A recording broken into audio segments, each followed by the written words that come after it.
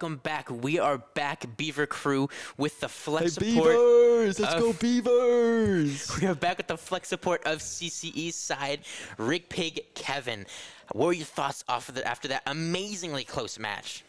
Dude, I don't know. I wouldn't put as much zing and pep in it as you are right now, bro. Because that was a tough loss, but like, I feel like every team has to lose one game, at least one game, to like sort of learn how to start playing the game. Like last year, when we lost to SNHU, I think that's when we learned how to play Overwatch 1. That's when we put our brain towards like when to play fast, how to control tempo, like ultimate tracking, and like how the game really works. And I think Overwatch 2 is a new game. We've had one scrimmage, and this was our first actual game.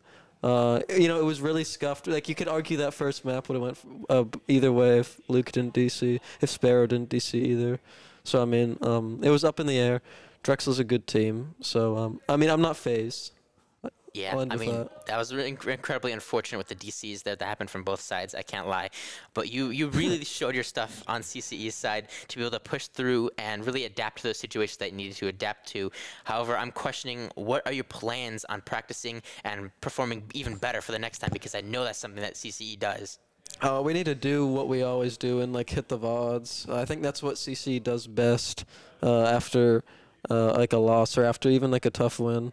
CC, I think something we solidified, or a precedent we set last year, was the team comes together in VODs and theory crafts and starts. And I think that's even more true now because this is such a new game that we have to come together, learn the ebb and flow of this game, learn the ins and outs, the small things that differ from Overwatch 1 to Overwatch 2. Yeah, I think that's what CC is going to do. Yeah, I agree 100%. Can you actually share with the audience what are the major changes that are different from Overwatch 2 to Overwatch 1 that's really making it really complicated to get into this scene, back into it again?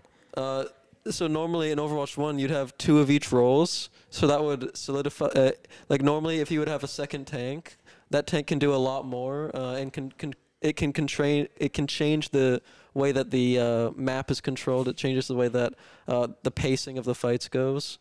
So with there being one tank, that's probably the biggest change. And also there's been a lot of minuscule hero changes that shift which heroes are good and which ones aren't.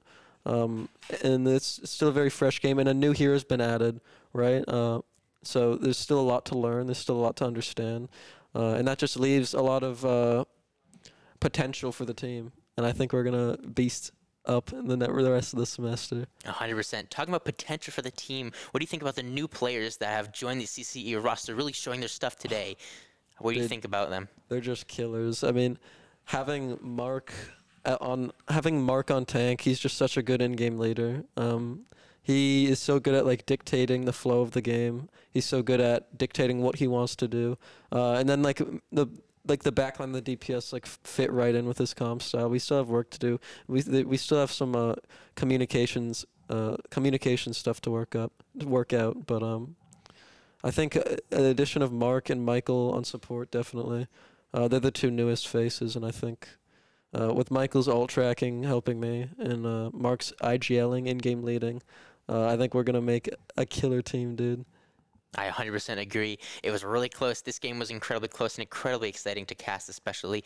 It was really fun to see how each side was able to adapt to one another and really, fight each other in those different situations. I think that was really fun to watch. It's good to hear that it was at least close and we put a show on, dude. Oh, of course you put a show on. That was amazing. There were some really good plays that came out from both sides of Drexel and CCE, especially with CCE's Yo-Yo getting those the humongous Graviton surges that we were freaking out over, especially with... Dude. My God.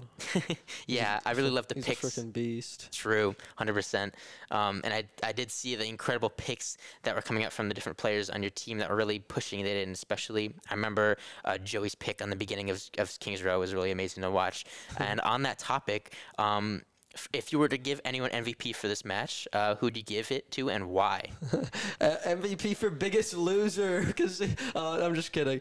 I think MVP for person who lost us the game is me, dude.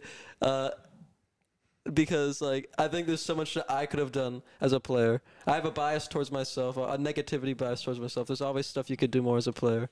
But yeah. Yeah, that's all right. I know the best players are really tough on themselves, and maybe they shouldn't be after such a close match. But you did amazing today, and you and the team did amazing today. Thanks, I'm dude. really excited to see how you adapt and how you train and you practice to get back at it in the next few matches, because I know that's something that CCE is amazing at doing. Definitely, man. Yeah, Thanks for man. interviewing me. Of course, yeah. Thank you so much for watching, everyone. This was such an amazing match between Drexel and CCE, as it's their first streamed match. They just came off of a victory before this match, which is really impressive. So they are now 1-1. See you later, Beaver Nation. You know it. See you guys later.